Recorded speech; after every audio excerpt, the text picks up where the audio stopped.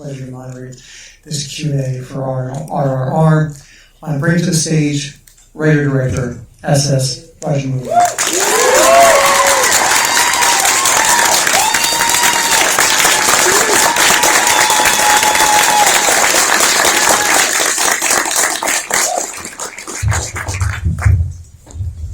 It's so great to have you here. Congratulations on just a terrific movie.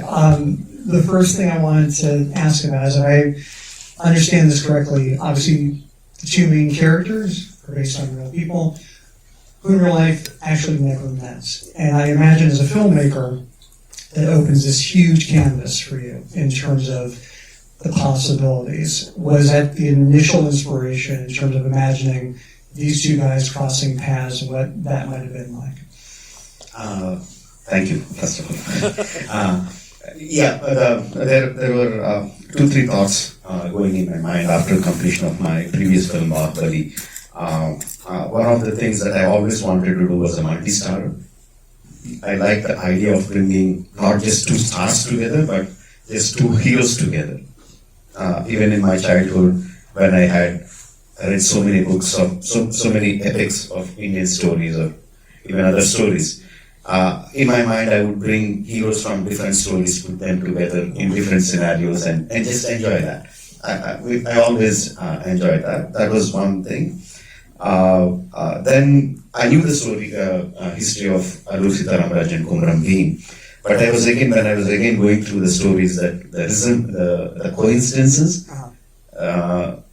that they were born, both of them born around the same time. They left their houses at the same time. We don't know what happened to them for a period of 2-3 years.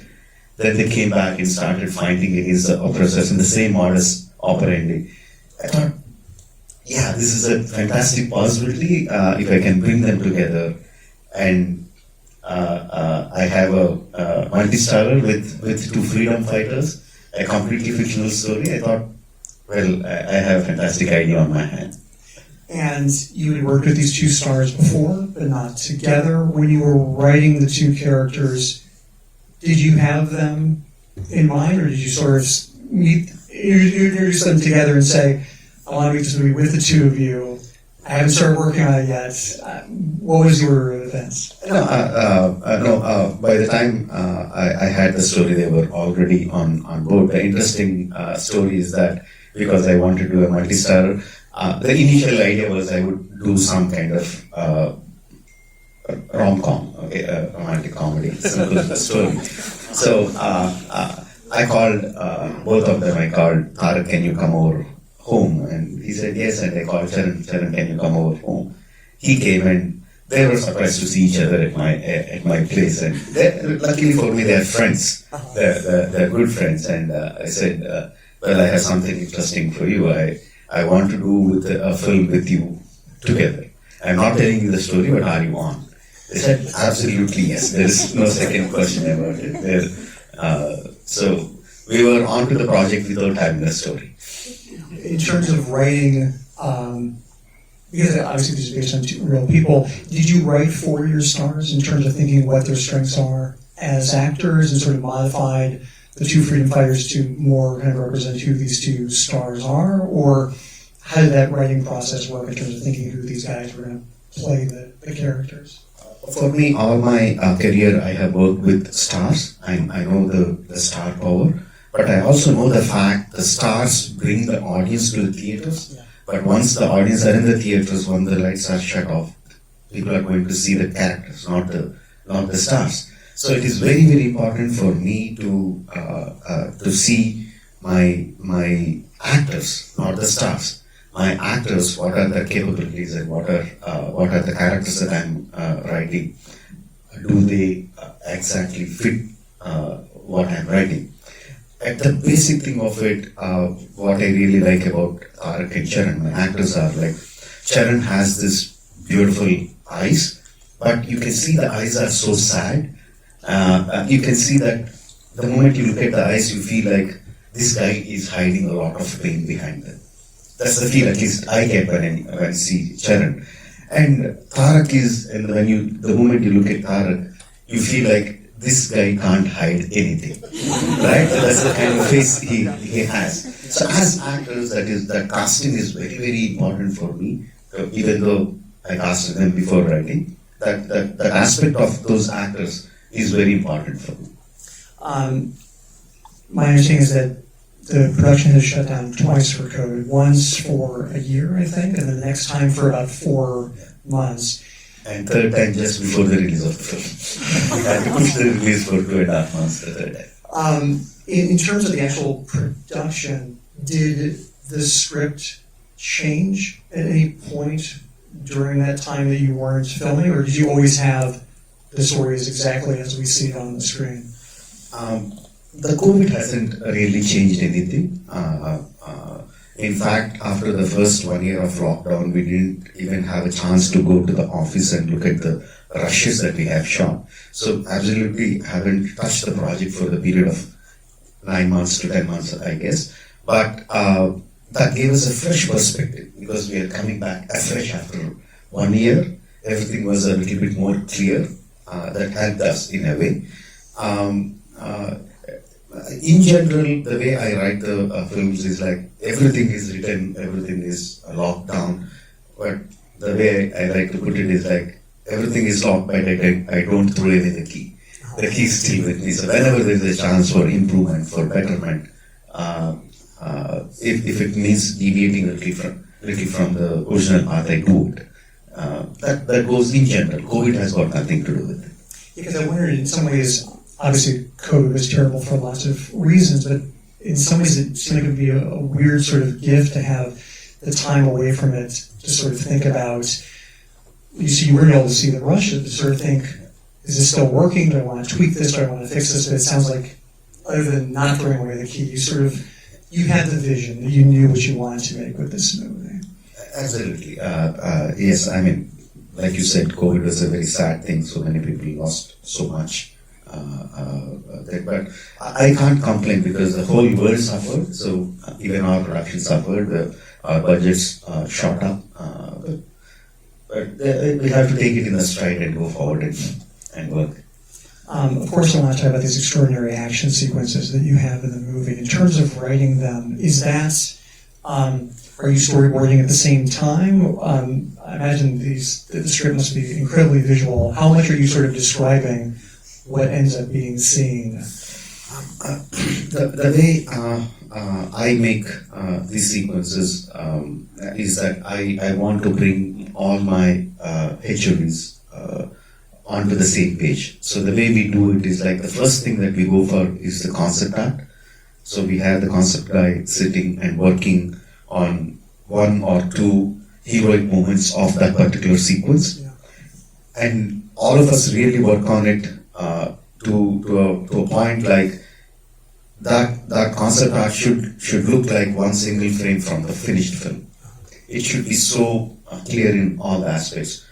The costumes, the atmosphere, the lighting, everything, the body language, everything has to be perfect. How the hair is flying, everything is like is a frame from the film. So once that is done, or in the process of that is being done, the entire unit gets to understand what I am envisioning, what is that I want.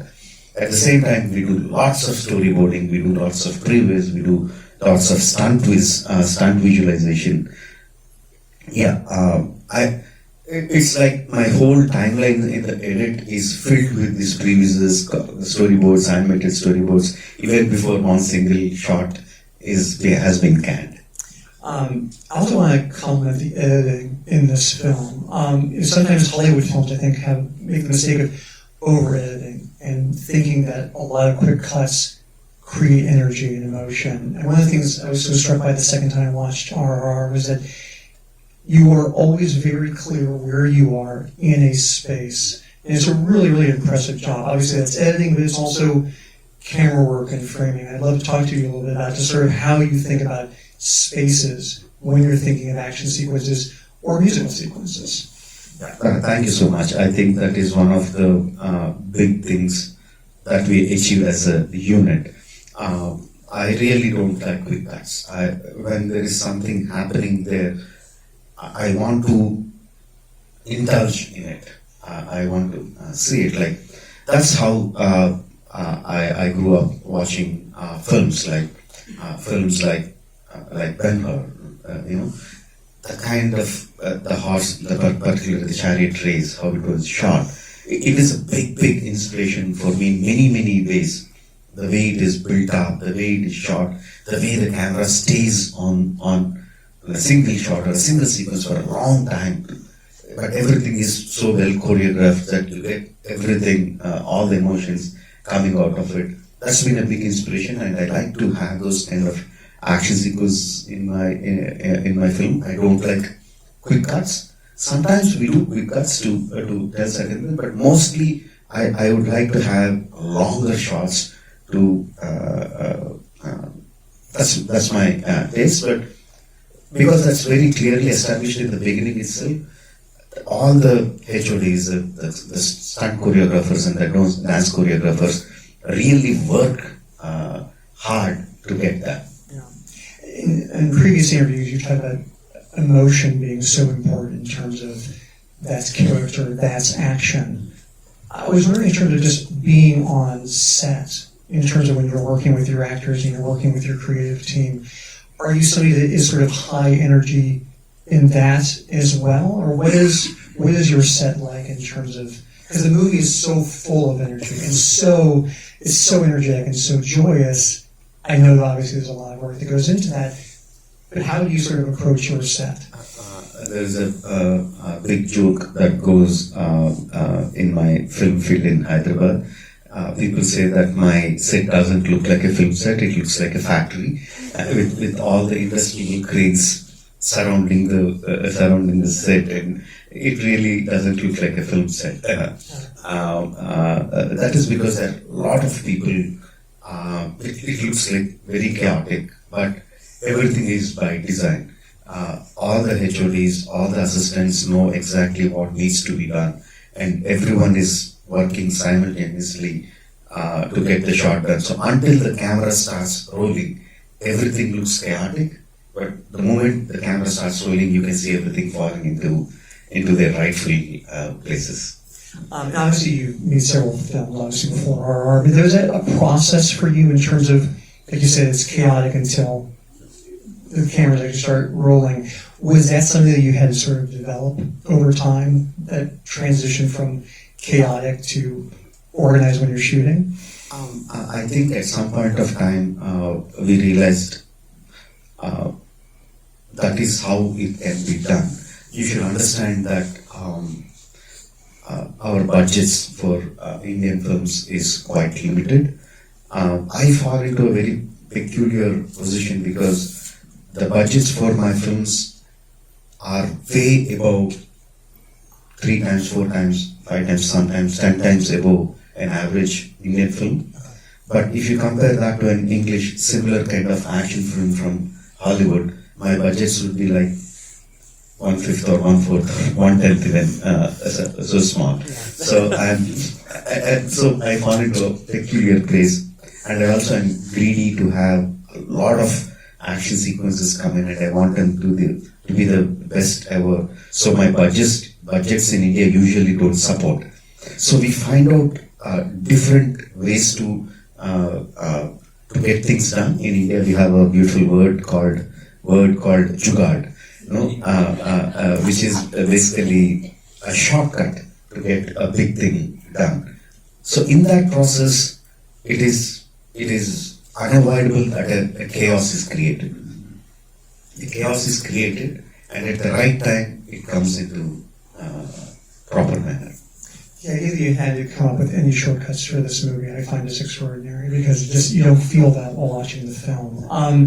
The other thing I was sort of struck by is that these are real people, and it's essentially set in the real world, but these aren't superheroes. And I'm curious for you in terms of sort of drawing that line between, because obviously they do extraordinary things in the movie, but they're not superheroes. They don't have superpowers. In terms of like making that distinction with your actors and your crew, I'd love to sort of hear you talk about that a little bit. For me, in my mind, I'm very clear about what my heroes can do, but I also understand that as audiences, I have to tell them these are the boundaries that I'm drawing, and my characters are going to perform in this framework. And as a director, as a storyteller, I think I have the creative freedom to enhance the framework. Many times we think we don't have, but the audience gives us the leverage to expand the framework. But once we establish the framework, we have to stay within that. We can't go out of that. So those kind of basics I understand. So in the beginning, characterizations itself, I established the framework, what kind of people you are seeing and what are their capabilities. For me, I want my actors to be very, very grounded in terms of their emotions, in terms of their relations with each other. But in terms of their capabilities, they are much more than what normal human beings can do. It's just such an impressive achievement. Congratulations. Thank you so much for being here today. Thank you so much. Thank you.